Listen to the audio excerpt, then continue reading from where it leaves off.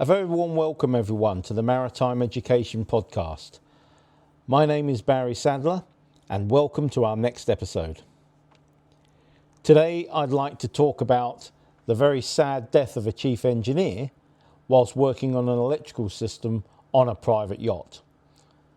I'd like to discuss the incident itself, but I would also like to talk through some of the definitions of enclosed spaces and talk through some of the procedures that may or may not have been implemented on board the ship prior to the work commencing.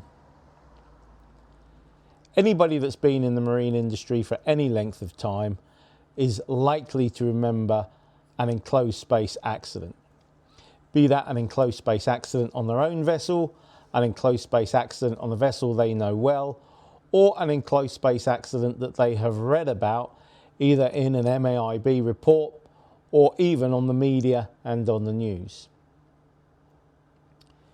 The MAIB have just published their latest report about an incident that happened on a super-yacht.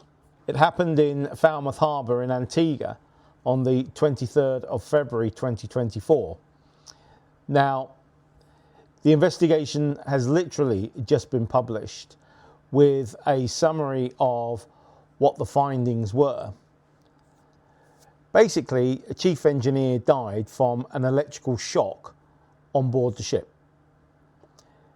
It's suspected that the live wires that caused the electrical shock were in contact with his body for several minutes, meaning that he was subjected to 240 volts for an awful long time.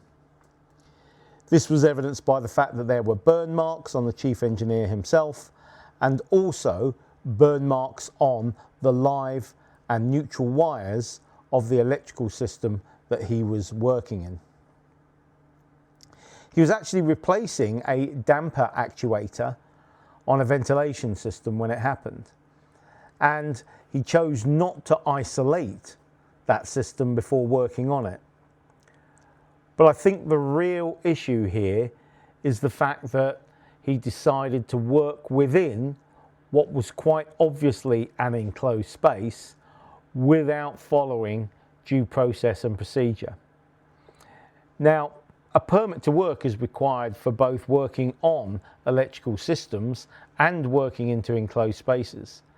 Chief engineer decided to escalate neither of them, and disappointingly, he informed the chief officer of his intention to undertake this work. The chief officer also didn't challenge this apparent lack of procedure. Now, we all know that part of our legal obligation as an employee is to ensure that safety procedures are followed, to ensure that the policies of our employer are implemented fully. And therefore, that's why I say disappointing that the chief officer didn't challenge the chief engineer when the chief engineer explained to them what work they were going to do. Basically, the chief engineer was going into a ventilation overpressure duct compartment. Now, that sounds pretty nasty, and indeed it is. It's a very, very small space which was accessed through a cubby hole, if you like, on the ship. The fact that the chief engineer had to open an access hatch to get into the space indicates how confined this space was. So although the chief engineer did die of a heart problem brought on by the electric shock, the actual circumstances surrounding why the chief engineer got that electric shock are subject to interpretation. One of the most plausible things that could have happened is that the chief engineer, whilst working in this enclosed space, became very, very hot and bothered. The vessel was in Antigua, therefore the sea temperature there very, very hot. Hot sea temperatures combined with hot air temperatures mean that enclosed spaces on ships get extremely warm. Entering an enclosed space like this in those kind of conditions means that you're going to need to be fit and you're going to need to regularly hydrate yourself because it's going to be hot work in there. Now, one of the proposals being put forward is that the chief engineer was somehow overcome or had a medical event whilst inside this space. This may have caused him to collapse onto the live wire. As he collapsed onto the live wire, he received an electric shock, and the current continued to run through him until the alarm was raised. Now, it was fortuitous that the alarm was raised because a ventilation alarm went off in the engine room, and when this was followed up, they found the chief engineer slumped inside this overpressure duct compartment. The chief officer, who was first on scene, went in to reach for the chief engineer and actually received an electric shock themselves from the chief engineer. That's therefore indicating that the chief engineer himself was live. Now, at this point, I'd just like to remind you of the latest training with regards to ABC, airway, breathing and circulation, and that as we've moved on from just ABC to Dr. ABC. Yep, Dr. ABC is danger, response, and then into your airway, breathing, circulation. In other words, when you approach a casualty, one of the first things that you should do is look around to ensure that it's safe to approach that casualty. Would be unsafe to approach that casualty if you can see electrical work having gone on around them, and really unsafe to approach that casualty if they have been overcome inside an enclosed space. So the Dr. ABC principle was not used here, and the chief officer, although he remained unharmed by the experience, did put himself in extreme danger trying to rescue his shipmate. I appreciate that it's really, really difficult to look down into a hole at somebody that's in obvious distress and not feel the human urge to help. But Dr. ABC must always make you stop and think about the dangers surrounding the casualty that you're approaching. The chief engineer was doing work inside an enclosed space. And one of the things that the report has brought out is the two descriptions or definitions, if you like, of an enclosed space that are contained within the United Kingdom's Code of Safe Working Practices itself. Safe movement aboard ship does have a definition of an enclosed space. It says that an enclosed space is defined in the regulations as any enclosed or confined space in which it is foreseeable that the atmosphere may at some stage contain toxic or flammable gases or vapours, or be deficient in oxygen to the extent that it may endanger the life or health of any person entering the space. Now, that definition that's given, unfortunately, still in COSWAP, and coincidentally is also the definition that was in the super-yacht safety management system, that definition comes from old legislation. It comes from the Entry into Enclosed Space Regulations 1988. Really, really old regulations, which were replaced by the Enclosed Space Regulations of 2022, which revoked those regulations. In other words, that definition of an enclosed space is no longer relevant.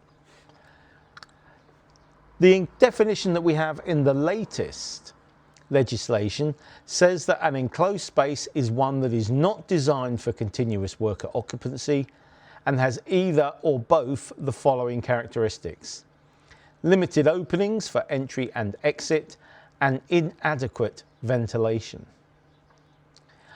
I think that even this definition is one that is misleading. It talks about an enclosed space, and we would expect an enclosed space to be a dangerous space. But not every dangerous space is an enclosed space. In other words, there are places around the ship that have good openings for entry and exit, that do have adequate ventilation, but can still pose a threat to a person because of the presence of toxic or flammable gases within that space. So when considering whether or not we are entering a space that poses such hazards, then we do have to look at both definitions really. Registering that the latest one I gave you is the one that's legally up to date, but also the other one that says that any space where the atmosphere may be dangerous is also worth bearing in mind. So perhaps it should say an enclosed space is one that is not designated for worker occupancy and has either or both of the following characteristics: limited openings, inadequate ventilation, and the foreseeable possibility that the atmosphere may be unsafe for some reason. The space that the chief engineer went into was very, very much an enclosed space. Yeah, it had limited openings for entry and exit, it had inadequate ventilation, it was an enclosed space. But if you read through chapter 15 of COSWAP and you read about enclosed spaces, it talks about the risks that enclosed spaces do bring to bear. But what it doesn't mention about an enclosed space is the fact that the enclosed space atmosphere may be hot and may make working in there particularly difficult. It doesn't highlight the fact that when you're in an enclosed space that is hot, the air is hot, the surfaces are hot, that when you first go in there, yes, you feel the heat, but you're still operating well. But the more time you spend in that space, the warmer your body temperature becomes, the more susceptible that you may become to being overcome or fainting by the heat. If you don't drink enough fluids, then you'll become dehydrated, and this too can affect your performance. I think this is the most likely series of events that took place that day, in that the chief engineer, and the report says that on CCTV he did look hot and bothered as he entered the space, indicative of the fact that he'd been working hard in heat. The chief engineer became overcome by the heat, fainted in the heat, and he fainted onto a live terminal. That live terminal then shocked him, and the fact that he had fainted meant that he was lying on the live wire for many, many minutes before his perilous position was recognised by the crew. Now, the lack of a permit to work for entering into the enclosed space, I believe, is the root cause of that accident. Yes, there should have been a permit to work for working on the electrical equipment itself, and yes, that electrical equipment should have been isolated in a proper way. So not just switched off, but the circuit isolated, and if necessary, generators taken off the board to ensure that absolutely no electricity could run through the system that the chief engineer was working on. But the chief engineer may have got away with working on that system had he maintained full focus and had he not have become affected by the heat within what was an enclosed space. So it is really, really important to remember that the risk of electric shock is greater on board a ship due to the presence of moisture, humidity, high temperatures which induce sweating, and sweat gives electricity a better chance to conduct. So these all reduce the contact resistance of the body and allow electricity to flow. Chief engineer had been working in there for a while. He would have been sweating, and when he landed on those wires, it wouldn't have been long for that electricity to flow through him. So what's the point of this podcast? Why are we talking about this incident? To the fact that it may have happened because of a risk that people do not take seriously about the entry into an enclosed space. And that is the risk of the temperatures inside being extreme. So permits to work must be issued for things like entry into an enclosed space. They must be issued for working with high voltage. But when we are debating the safety of entering that enclosed space, we must take into account all the risks that are well documented: toxic, flammable gases, a lack of oxygen, restricted entry, all these risks which we see on permits to work, we see on risk assessments, we must of course take those into account. But equally so, we must take into account the possibility that working in an enclosed space may expose us to extreme temperatures, and extreme heat can cause us to perform at less than our optimum value and therefore become faint and even collapse, which may have been the case of this poor chief engineer. So going forward, let's make sure that the risk of a hot atmosphere inside an enclosed space is made aware to the people going into that space. Let's ensure that they don't work in the space for too long and allow their body temperatures to heat up too much. Let's make sure that regular breaks are taken well away from that space and in a space where the temperature is cool enough to allow the body's temperature to reduce. Let's make sure that people are well hydrated when they go into the space.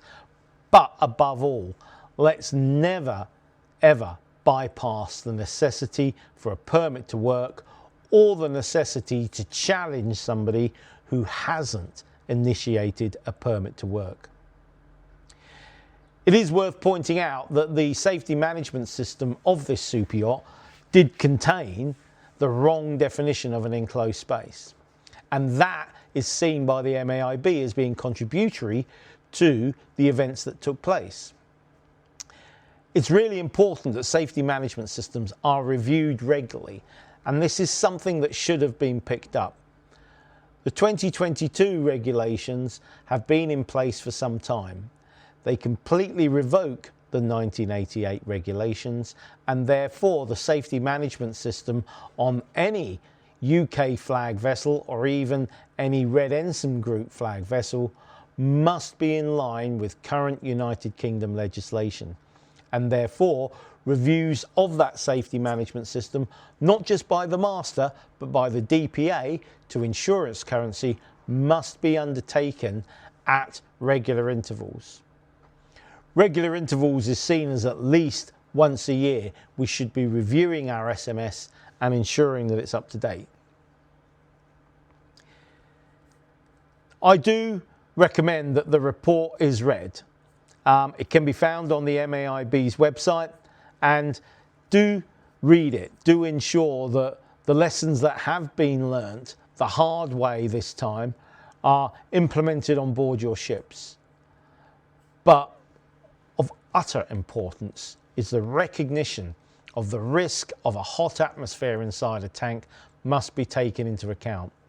It doesn't feature in Chapter 15 of the Code of Safe Working Practices. It's not one of the risks that's identified.